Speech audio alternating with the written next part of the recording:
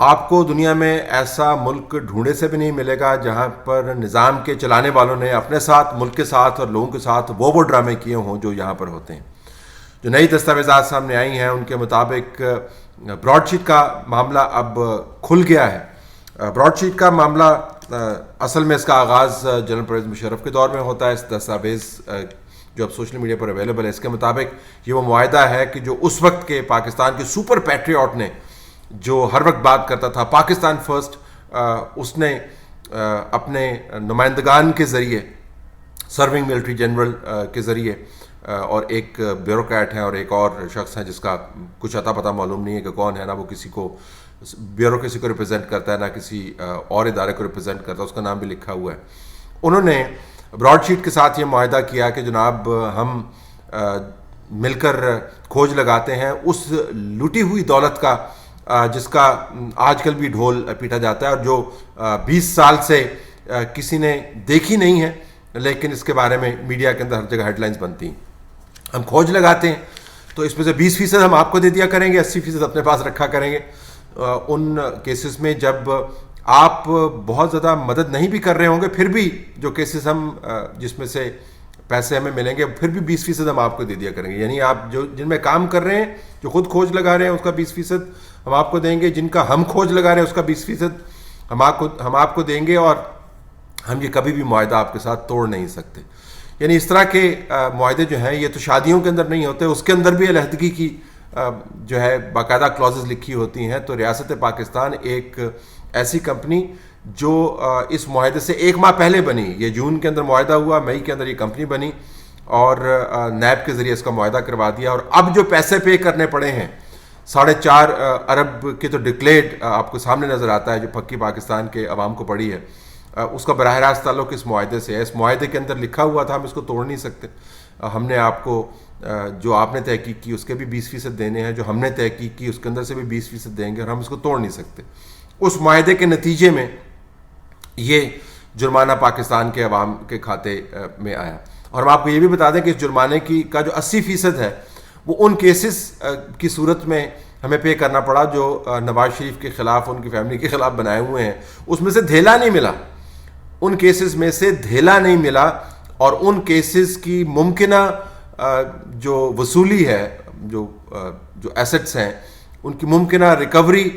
کے اوپر Broad sheet کو ہم نے یہ پیسے دے دیے. یہ معاہدہ تھوڑا سا کمپلیکس ہو گیا. یہ اس طرح ہی ہے کہ میرا اور آپ کا اگر معاہدہ ہو جاتا ہے کہ کوئی چیز آپ کی چرائی گئی ہے اور ہم نے اس کو مل کر پکڑنا ہے، تو میں آپ کو کہوں گا کہ آپ کی چیز چرائی گئی ہے تو 20% اگر میں نے پکڑ لی تو میرے ہوں گے، 80% آپ کے ہوں گے. پھر آپ کو یہ بھی میں کہوں گا اور آپ مان جائیں گے کہ جس میں نے کوشش نہیں بھی کی وہ بھی اگر آپ نے چیز پکڑ لی تو پھر بھی 20% میرے ہوں گے. اور پھر آپ یہ بھی مان جائیں کہ یہ معاہدہ ہم کبھی نہیں توڑیں گے. اور پھر جب میں آپ کے اوپر جرمانہ ڈالوں عدالت کے ذریعے تو میں یہ کہوں کہ جناب دیکھا ہے آپ نے ریکور تو کچھ نہیں کیا نواز شریف سے، لیکن ممکنہ ریکوری جو ہے آپ نے جو معاہدہ ٹرمینیٹ کر لیا، اگر ریکوری ہو جاتی تو میرے اتنے پیسے بنتے. تو یہ وہ پیسے پڑے ہیں اس وقت پاکستان کی عوام کو. نیب نے پچھلے چند سالوں کے اندر بہت سے لوگوں کی پگڑیاں اچھالی ہیں اور لوگوں کو ممکنہ معاہدے جو ہوئے ہی نہیں تھے، ممکنہ پلانز جو بنے ہی نہیں تھے، ممکنہ امپلیمنٹیشن جو ہوئی ہی نہیں تھی، اس کی مد میں لوگوں کے کیریئرز تباہ کر دیے، ان کو جیلوں میں رکھ دیا، لوگ جان سے ہاتھ دھو گئے، کسی نے خودکشیاں کر لیں، اور تباہی و بربادی کا وہ ایک نظام بنایا ہے صرف اس بنیاد پر کہ اگر یوں ہوتا تو یوں آپ نے نیشنل ایکسچیکر کو نقصان پہنچایا. اس معاہدے میں جنرل پرویز مشرف کے ساتھ جتنے لوگ بیٹھے ہوئے تھے انہوں نے باقاعدہ لکھ کے دیا ہے کہ ہم نے قوم کے کٹی کو کتنا بڑا نقصان پہنچایا ہے. نیب اس کے اوپر بالکل کام نہیں کرے گی کیونکہ نیب نے خود اس کے اندر جو جس قسم کی 2 نمبریاں کی ہیں وہ دستاویزات سے اب مزید واضح ہو گئی ہیں. اب مزید ڈاکومنٹ سامنے آ رہی ہیں اور یہ پیسے ہم نے جرمانے کے طور پہ دیے ہیں، اس کی بھی ایک بڑی لمبی کہانی ہے. مختصراً میں آپ کو بتا دوں، ہونا تو یہ چاہیے تھا کہ جب برطانیہ کی طرف سے ٹریبونل / عدالت نے یہ بتا دیا کہ آپ نے جو کہ معاہدہ توڑا ہے، جو کہ آپ نے اپنے ہاتھ سے لکھا ہوا معاہدہ کیا تھا کہ ہم نہیں توڑیں گے، تو لہٰذا اب آپ کو یہ پیسے دینے ہیں، اور پیسے کا کوانٹم بھی طے ہو گیا کہ آپ نے 28 ملین پلس کچھ دینے ہیں. ہونا تو یہ چاہیے تھا کہ حکومت عوام سے بھی معافی مانگتی، نائب عوام سے بھی معافی مانگتی اور معذرت کرتی اور اپنے ہاتھ سے یہ چیک اٹھا کے جا کے دے دیتی کہ جی ٹھیک ہے ہم سے غلطی ہوئی ہے، اب ہمارا آپ کا معاملہ ختم ہو گیا، یہ پیسے آپ لے لیں، دوبارہ ہم آپ کی طرف آئیں گے بھی نہیں۔ ہم نے ایسا نہیں کیا۔ کمال یہ کیا ہے کہ برطانیہ کے اندر پاکستان کے ہائی کمیشن کے نیچے جو اکاؤنٹس ہیں ان کے اندر پیسے ٹرانسفر کر دیے، یعنی اتنے ڈرے ہوئے ہیں یہ بتانا بھی نہیں چاہتے کہ ہم نے اس ملک کے ساتھ کیا کیا ہے۔ اندر خانے برطانیہ کے ہائی کمیشن میں جو ہمارا ہائی کمیشن موجود ہے اس کے اکاؤنٹس کے اندر جو ہے پیسے ٹرانسفر کر دیے، ان اکاؤنٹس سے زبردستی کہا جی کہ زبردستی پیسے انہوں نے نکلوا لیے، حالانکہ سب یہ مانتے ہیں کہ ہائی کمیشن، ایمبیسی یا کونسل جنرل کے تحت چلنے والی جتنی بھی اکاؤنٹس ہیں ان کے اوپر ڈپلومیٹک کمیونٹی کا رول لاگو ہوتا ہے، یعنی کہ جب تک امبیسڈر صاحب، ہائی کمشنر صاحب یا کونسل جنرل جو ہے جس کے نیچے یہ اکاؤنٹ چل رہے ہیں وہ خود سائن نہیں کرتے، پیسے وہاں سے نہیں نکالے جا سکتے، وہ خود انسٹرکشن جب تک جاری نہیں کرتے آپ 100 روپے کی دوائی کی ریمبرسمنٹ نہیں لے سکتے۔ دو اس کے سگنیٹریز ہوتے ہیں، کیونکہ ایمبیسی یا ہائی کمیشن کے اندر سے پیسہ جانا ہے، کوئی مذاق تھوڑی ہے، اور جب تک باقاعدہ فارن آفس اور فارن سیکرٹریز کو آتھرائز نہیں کرتے، یہاں سے انہوں نے پیسے بھجوا دیے ہوں گے، نیب نے اسٹیٹ بینک کو کہا ہوگا، وہ پیسے وہاں پہ پہنچ گئے، لیکن اس کی آتھرائزیشن تو کسی نے دی ہوگی، تو مکمل طور پر سیکریسی رکھی ہوئی ہے۔ آپ اپنے ہائی کمیشنز اور ایمبیسیز کو انوالو کر رہے ہیں یہ تمام کے تمام کالے کرتوت چھپانے کے لیے۔ صرف اتنا حوصلہ نہیں ہے کہ ہم بتائیں جی کہ ہم نے اتنے پیسے جو ہے عوام کو پھکی دیے اور یہ اب ہمیں جرمانہ دینا پڑ رہا ہے، تو مکمل طور پر اس کے اوپر سیکریسی رکھی ہے۔ اور پھر یہ پیسے جو دیے گئے ہیں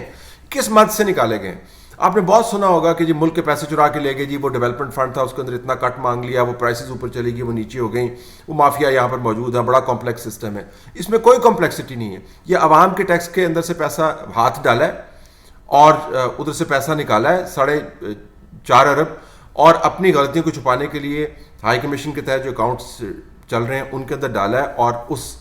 فراڈ شخص کے حوالے کر دیا ہے جس کی اپنی کمپنی اس وقت لیکویڈیشن کے اندر ہے، اور یہ سارا پیسہ جو اس کو ملنا بھی نہیں ہے، اس کو اپنی کمپنی لیکویڈیشن کے اندر ہے، جو مختلف لوگوں کے کلیمز ہیں وہ بھرے گا، کوئی 7-8 ملین ڈالرز جو ہے اس نے اپنی جیب کے اندر ڈالے ہوں گے، اور باقی وہ لا فرم لے گی ہوگی جو اس کا مقدمہ لڑ رہی تھی۔ تو بہرحال ہمارے ہاتھ سے تو گیا،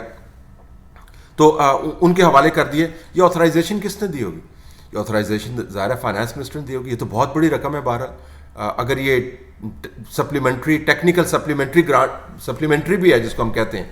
تو اس کی بھی کیونکہ بہت بڑی رقم ہے، وزیر اعظم اور کابینہ کے اپروول کے بغیر یہ نہیں ہو سکتی۔ پارلیمان کے اندر بحث میں نہیں جاؤں گا پارلیمان میں آنا چاہیے نہیں، یہ بہت بڑی رقم، اور جب آپ اتنی بڑی رقم دے رہے ہیں اور اتنے سیکریٹیولی آپ دے رہے ہیں کہ آپ نے اپنے ہائی کمیشن کی عزت کا بھی خیال نہیں کیا، آپ نے یہ بھی نہیں دیکھا کہ جب ہمارے اکاؤنٹس میں سے پیسے اس طرح نکلوائیں گے تو دنیا کے اندر کیا ہماری بےزتی ہوگی، ہم نے کچھ اس کا خیال نہیں کیا۔ اور تیسری اس کے اوپر بات میں پچھلے پروگرام میں بھی کہہ چکا ہوں، پھر اسی کمپنی کے ساتھ معاہدہ کر رہے ہیں، پھر اسی کمپنی کے پاس بار بار جا رہے ہیں، پھر اسی کمپنی کے لوگوں کے ساتھ بار بار مل رہے ہیں، ان کو جپے مار رہے ہیں، ان کے ساتھ بیٹھ کے باقاعدہ معاہدے طے کر رہے ہیں۔ وہ تو کسی بھی وجہ سے معاہدہ نہیں ہو پایا، اور بڑی دلچسپ وجہ ہے جو لکھی گئی ہے کیوں نہیں معاہدہ طے پایا۔ مساوی کے بیانات کے مطابق کہ جی وہ اس کے اندر سے کوئی کٹ مانگ رہا تھا، وہ ایک علیحدہ کہانی، لیکن پھر اسی کمپنی کے پاس واپس جا رہے ہیں، اسی کے ساتھ معاہدہ کر رہے ہیں جو 20 سال سے آپ کو اس برے طریقے سے دھوکہ دے رہی ہے، لیکن اس کمپنی نے دھوکہ نہیں دیا، یہ ہم نے اپنے آپ کو دھوکہ دیا۔ اور میں آپ کو بتا دوں کہ اس کے پیچھے انکمپیٹنس ہے، نکما پن ہے۔ عین ممکن ہے کہ بندے بیٹھے ہوئے ہیں جو مساوی کے ذریعے بیٹھ کے ان جرمانوں جو عوام کی جیب میں سے جا رہا ہے اس میں سے پیسے باقاعدہ نکال کے اپنی جیب کے اندر ڈال رہے ہیں اور خوش ہیں۔ اور تیسری ریزن یہ ہو سکتی ہے کہ ہمارے یہاں پہ حماقت اس لیول پر پہنچ گئی ہے کہ اس کے اوپر اب ماتم کرنے کا دل بھی نہیں کرتا، اتنی مرتبہ ماتم کر چکے ہیں۔ نواز شریف کے سنگاپور کے اندر اکاؤنٹ میں $1 بلین پڑا ہوا ہے جی، یہ اعلیٰ ترین ایک فوجی اہلکار نے ہمیں بتایا۔ تو ہم نے ان کو کہا جی کہ اگر اس کے اندر پڑھیں گے، یہ میں کنورسیشن ڈائریکٹلی کوٹ کر رہا ہوں، یہ میں فکشن نہیں کریٹ کر رہا، یہ باقاعدہ کنورسیشن ہوئی ہے، اینی شاید اس کے موجود ہیں، کہیں گے تو نام اور جگہ بھی بتا دوں۔